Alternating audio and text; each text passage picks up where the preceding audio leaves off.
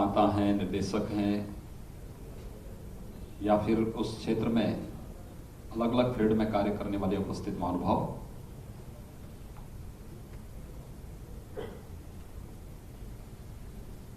Film city की घोषणा के बाद वर्चुअली एक बार आप सबके साथ लगभग मैंने संवाद किया है, लेकिन आज मुझे यहाँ पर बॉम्बे स्टॉक एक्सचेंज में एक कार्यक्रम में आना था।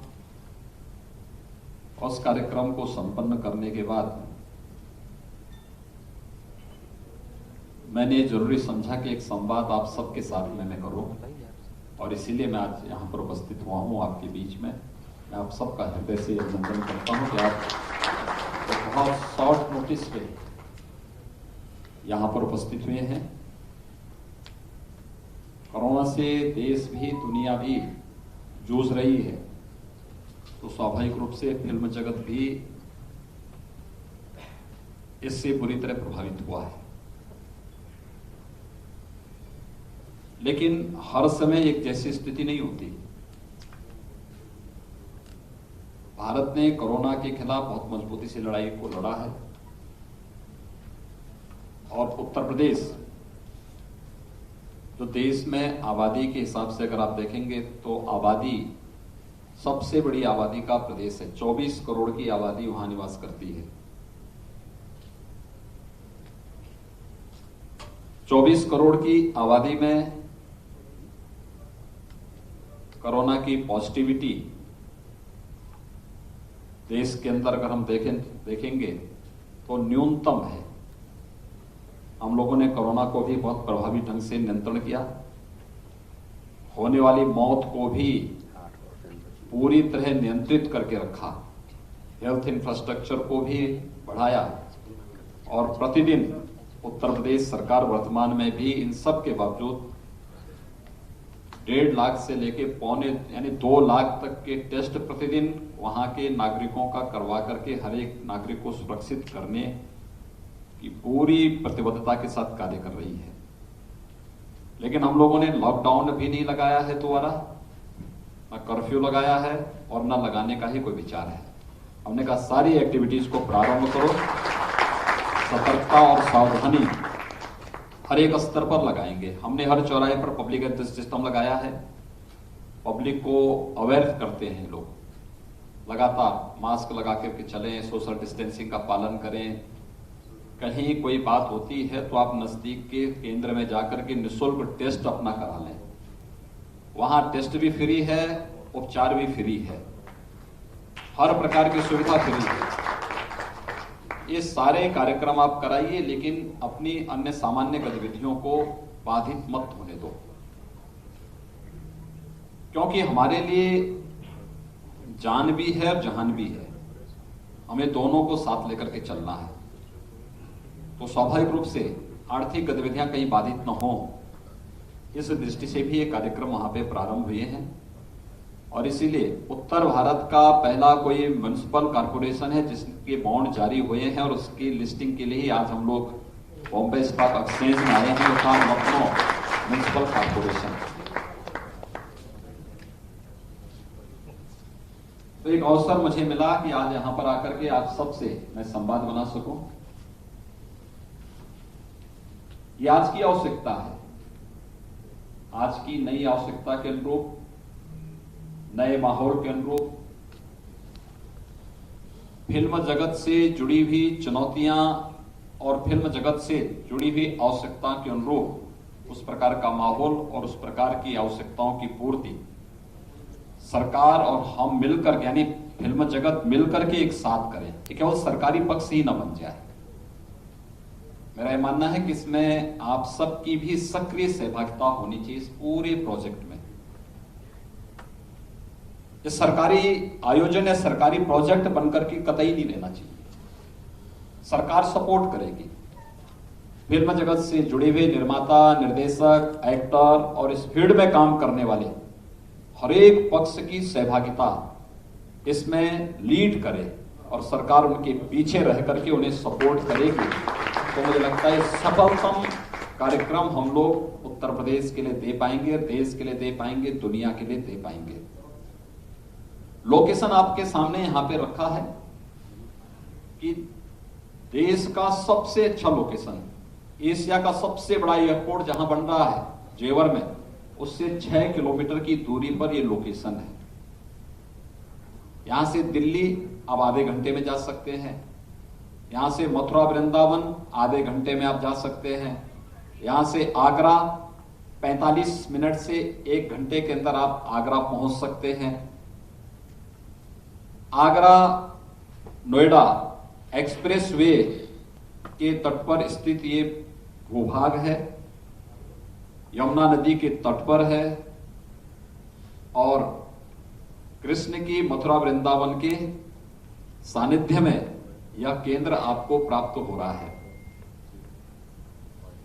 इस संबंध में आपके जो महत्वपूर्ण सुझाव होंगे, क्योंकि इस फील्ड में न मैंने काम किया है न मेरी टीम ने काम किया है, हम लोग जिस फील्ड में काम कर रहे हैं वहां का अनुभव बता सकते हैं, लेकिन इस फील्ड में कार्य आप लोगों ने किया है और हर एक के पास अपने अनुभव है, लंबा अनुभव है। क्या कुछ इसमें किया जाना चाहिए, इसके लिए आपके सुझाव, इसको किस मॉडल में हमें आगे लेके जाना चाहिए, इसमें आपकी सहभागिता उस रूप में आगे बढ़ेगी तो उत्तर प्रदेश सरकार एक बहुत अच्छी, एक केवल एक यमुना अथॉरिटी की फिल्म सिटी नहीं होगी या उत्तर प्रदेश की फिल्म सिटी नहीं होगी, ये वर्ल्ड क्लास की फिल्म सिटी होगी और वर्ल्ड क्लास की फिल्म सिटी के लिए ही आप सबको आमंत्रित करने के लिए मैं यहां पर आया हूं। उत्तर प्रदेश असीम संभावना वाला प्रदेश है। उत्तर प्रदेश के पोटेंशियल को देश भी और दुनिया भी समझती है और उस पोटेंशियल को अगर आप देखेंगे तो हर एक फील्ड में आपको अवसर मिलेंगे। आप याद करिए, कुंभ का एक छोटा सा आयोजन था, कुंभ हम लोगों ने लोकलाइज कर दिया था। लोग ये मानते थे कि कुंभ का मतलब जहां लोग स्वयं आ जाएं, लोकल स्तर पर अपनी गठरी लेकर के आए, स्नान करके फिर निकल जाएं, वहां गंदगी होती थी, अव्यवस्था होती थी, दुर्व्यवस्था होती थी, भगदड़ होती थी। लेकिन कुंभ का आयोजन वैश्विक पटल पर भारत की आध्यात्मिक और सांस्कृतिक विरासत की कमिट छाप छोड़ सके, इसे हम कैसे आगे ले जा सकते हैं। 2019 में हमें यह अवसर करने का, इस आयोजन को संपन्न करने का एक अवसर प्राप्त हुआ था और आपने कुंभ के आयोजन को देखा होगा। 24 करोड़ से अधिक श्रद्धालु प्रयागराज कुंभ में आए। कोई गंदगी नहीं, कोई अव्यवस्था नहीं, कोई अराजकता नहीं, कहीं कोई भगदड़ नहीं, एक स्वच्छ, सुरक्षित और सुव्यवस्थित कुंभ भी आयोजित हो सकता है। यूनेस्को को इसके लिए मान्यता देने के लिए उनकी मजबूरी बनी कि कुंभ ने प्रधानमंत्री जी के आह्वान पर प्रयागराज कुंभ को मानवता की अमूर्त सांस्कृतिक धरोहर के रूप में मान्यता दी। अपनी धरोहर को हम किस रूप में प्रमोट करना चाहते हैं हम पर निर्भर करता है। कुंभ को अवसर प्राप्त हुआ। आपने अयोध्या के दीपोत्सव के कार्यक्रम को देखा होगा। अयोध्या में दीपोत्सव का कार्यक्रम यानी दीपावली हम अयोध्या के साथ जोड़ करके देखते हैं। भगवान राम का 14 वर्षों के वनवास के बाद अयोध्या आगमन की स्मृति में देश दीपावली मनाता है, लेकिन जिस स्मृति में आयोजन होता था और हम घर घर में दीप जलाते हैं, उस अयोध्या में ही अंधेरा छाया हुआ था। उस अयोध्या में 4 साल पहले दीपावली का कोई आयोजन नहीं हो पाता था।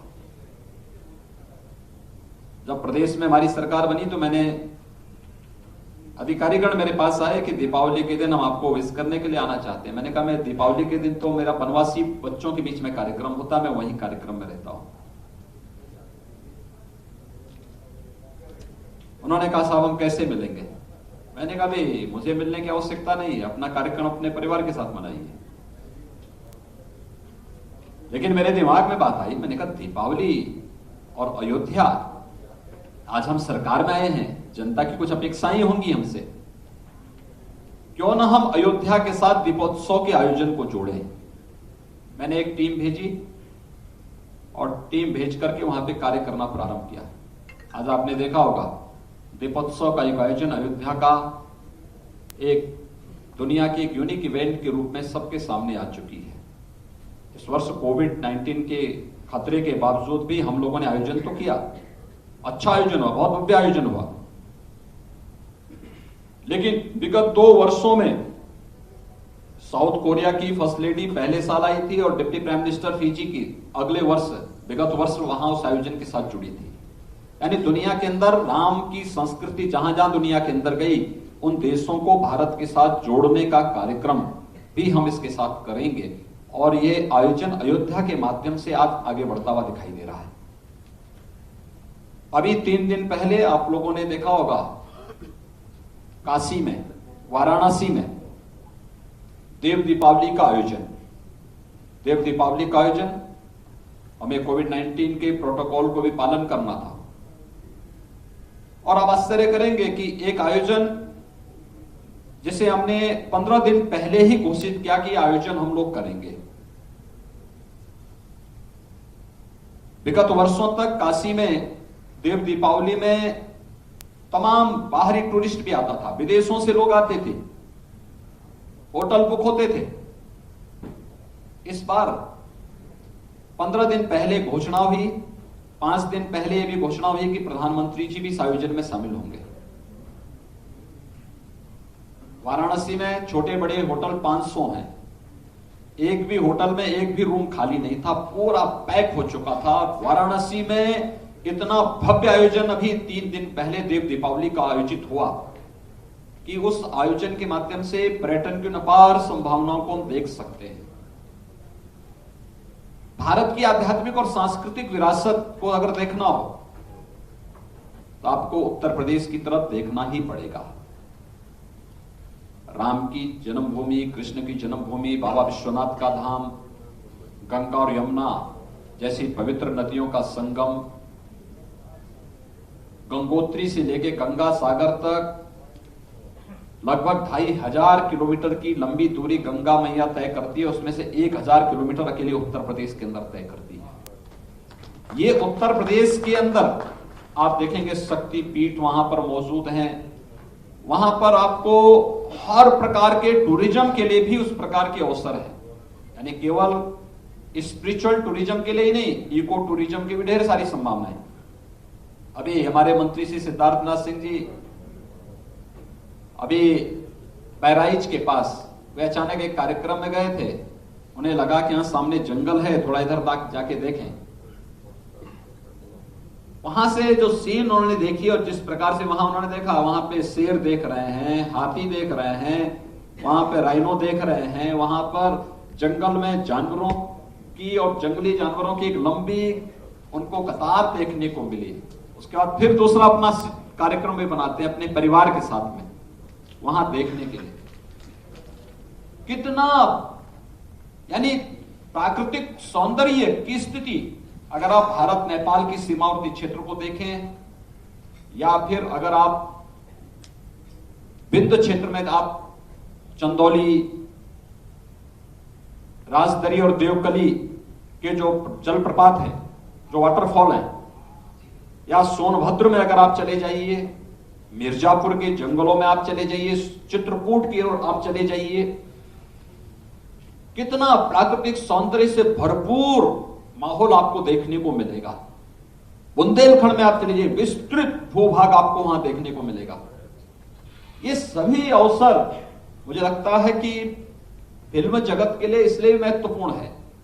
आपको सुरक्षा का माहौल चाहिए, आपको यानी सामाजिक सुरक्षा चाहिए, आपको सरकार की सपोर्ट की आवश्यकता है, आपको सुरक्षा की आवश्यकता है, आपको उस प्रकार का माहौल चाहिए जहां पर आप लोग रह करके सुरक्षित माहौल में फिल्म के उन सभी कार्यक्रमों की वहां पर उन सभी आयोजनों को संपन्न कर सकें।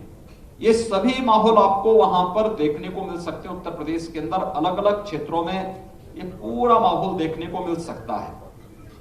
किसी भी प्रकार की फिल्म बनानी हो, भारत की सांस्कृतिक और आध्यात्मिक परिवेश से जुड़ी हुई हो, भारत के हेरिटेज से जुड़ी हुई हो, इको टूरिज्म से जुड़ी हुई हो, या फिर किसी ऐतिहासिक पृष्ठभूमि से जुड़े हुए कार्यक्रमों को लेना हो, ऐतिहासिक कार्य, और बहुत अच्छे ढंग से उसको हम आगे बढ़ा सकते हैं। और मुझे लगता है कि ये फिल्म सिटी कनेक्टिविटी की दिशा उत्तर प्रदेश के अंदर आपको एक नया अवसर देगा। आज उत्तर प्रदेश के अंदर हम लोग 4 नए एक्सप्रेसवेज बना रहे हैं। उत्तर प्रदेश में हर जिला मुख्यालय को, डिस्ट्रिक्ट हेडक्वार्टर को 4 लेन की कनेक्टिविटी के साथ हम जोड़ रहे हैं। उत्तर प्रदेश जिस भी देश या जिस भी प्रदेश के साथ जुड़ता है वहां की 4 लेन की कनेक्टिविटी हम वहां पे दे रहे हैं। उत्तर प्रदेश के अंदर लगभग हर कमिश्नरी मुख्यालय के पास एक नया एयरपोर्ट हम देने जा रहे हैं। 2017 में उत्तर प्रदेश के अंदर केवल 2 एयरपोर्ट फंक्शनल थे। आज 7 एयरपोर्ट फंक्शनल हैं। 14 पे हमारा कार्य चल रहा है। इंटरनेशनल एयरपोर्ट जेवर में भी बन रहा है, कुशीनगर में भी बन रहा है, अयोध्या में भी बन रहा है। आज चित्रकूट में हमारा एयरपोर्ट बन रहा है, सोनभद्र में हमारा एयरपोर्ट बन रहा है। जिस आजमगढ़ का नाम लोग लेने से डरते थे, आज हमने वहां एक्सप्रेस वे भी दे दिया है और वहां पे हम एयरपोर्ट भी देने जा रहे हैं। यानी विकास जाएगा तो भय अपने आप दूर होगा। और उत्तर प्रदेश में पता नहीं यहां पे क्या स्थिति है, मैं नहीं कह सकता, लेकिन उत्तर प्रदेश में तो जितने भी दुर्दांत अपराधी और माफिया थे उनके घरों में बुलडोजर से ढहा करके उनको हमेशा के लिए हम उत्तर प्रदेश की धरती से उनकी दुनिया को ही हम विदा करने की तैयारी पूरी कर चुके हैं, लगभग पूरा कर चुके हैं। क्योंकि राम का नाम हम 2 बार लेते हैं, या तो अभिवादन के लिए लेते हैं या अंतिम विदाई के लिए लेते हैं। तो हमने कहा राम आ चुके हैं तो सज्जनों का यहां पर हम लोग संरक्षण करेंगे और दुर्जनों की विदाई का भी अभियान राम नाम सत्य है के साथ करेंगे। यह कार्यक्रम भी बहुत अच्छे ढंग से वहां पे चल रहा है। इसलिए सुरक्षा का बेहतर वातावरण भी उत्तर प्रदेश वहां पे दे रहा है, देगा। फिल्म सिटी के लिए आप सबके महत्वपूर्ण सुझाव हमारे लिए इस प्रोजेक्ट को आगे बढ़ाने में बहुत मदद करेगा। और फिर हम लोग बैठ करके इस पे चर्चा करें कि किस मोड़ पे हमें इसको आगे ले जाना है।